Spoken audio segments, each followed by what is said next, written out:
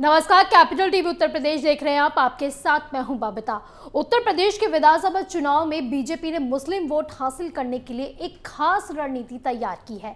इस पर वो खामोशी से काम कर रही है। दरअसल बीजेपी की नजर मुस्लिम समाज के सबसे बड़े हिस्से यानी कि सामाजिक रूप से पिछड़े मुसलमानों पर है। भारतीय राजनीति में इन्हें पसमानदा मुसलमान कहा जाता है। आजादी के बाद कांग्रेस से लेकर यूपी में एसपी और बीएसपी तक ने पसमानदा मुसलमानों की अनदेखी की है।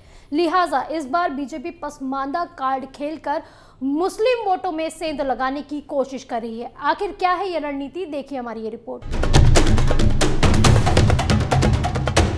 दरअसल बीजेपी के एजेंडे पर पसमानदा मुसलमान 2014 के लोकसभा चुनाव से पहले से ही है। 2013 में बीजेपी की तरफ से प्रधानमंत्री पद का उम्मीदवार घोषित होने के पहले नरेंद्र मोदी ने पार्टी के वरिष्ठ नेताओं की एक बैठक में पसमानदा मुसलमानों को साथ लेकर चलने का मुद्दा भी उठाया था, लेकिन तब बीजेपी कट्टर हिंदुत्व के मुद्दे पर चलना चाहती थी, लिहाजा इस मुद्दे को छोड़ दिया गया।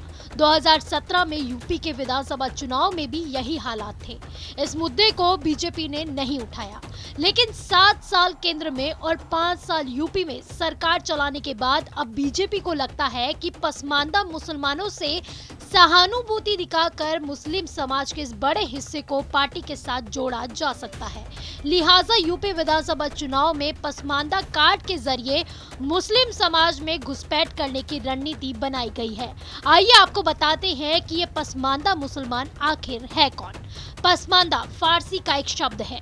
ये 2 शब्दों से मिलकर बना है, पस या फिर पीछे और मांदा यानी कि छूट जाना। इस तरह विकास की दौड़ में पीछे छूट गए मुसलमानों को ही पसमानदा मुसलमान कहा जाता है। लिहाजा मुस्लिम समाज में पिछड़े वर्ग में आने वाले मुसलमानों को ही राजनीतिक भाषा में पसमानदा मुसलमान कहा गया है। मुस्लिम समाज में करीब 80% मुसलमान पसमानदा यानी कि पिछड़े हैं, लेकिन राजनीति में इनका प्रतिनिधित्व ना के बराबर है। सूत्रों के अनुसार बीजेपी छोटे और पिछड़े समुदायों पर ध्यान केंद्रित करना चाहती है। इसी को देखते हुए बीजेपी के राष्ट्रीय अल्पसंख्यक मोर्चा ने बकायदा एक ब्लूप्रिंट तैयार करके उत्तर प्रदेश में पसमानदा मुसलमानों को साधने की योजना बनाई है।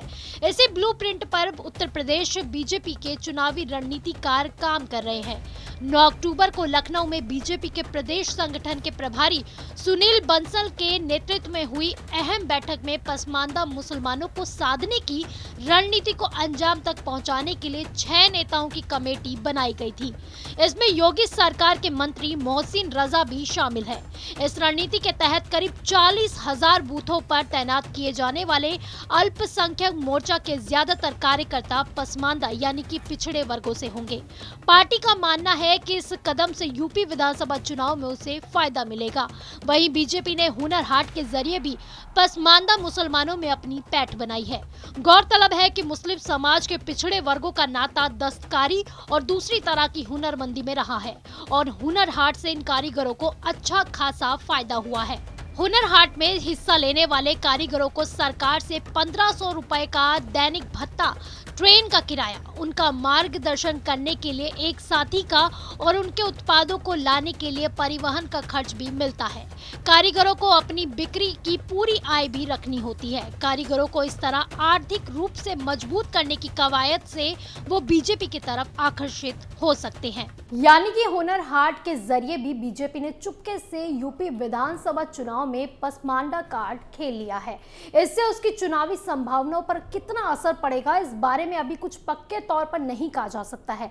मुस्लिम समाज व्यापक तौर पर बीजेपी के इस कदम को मुस्लिम वोटों में विभाजन की साजिश के तौर पर देखेगा, लेकिन अगर पसमानदा मुसलमानों ने इसे राजनीति में अपने पैर जमाने के मौके पर देख लिया तो बीजेपी को मुस्लिम समाज में घुसपैठ करने का बड़ा मौका मिल सकता है। कैपिटल टीवी फिलहाल के लिए बस इतना ही। यूपी की तमाम बड़ी खबरों के लिए आप देखते रहिए कैपिटल टीवी उत्तर प्रदेश। नमस्कार।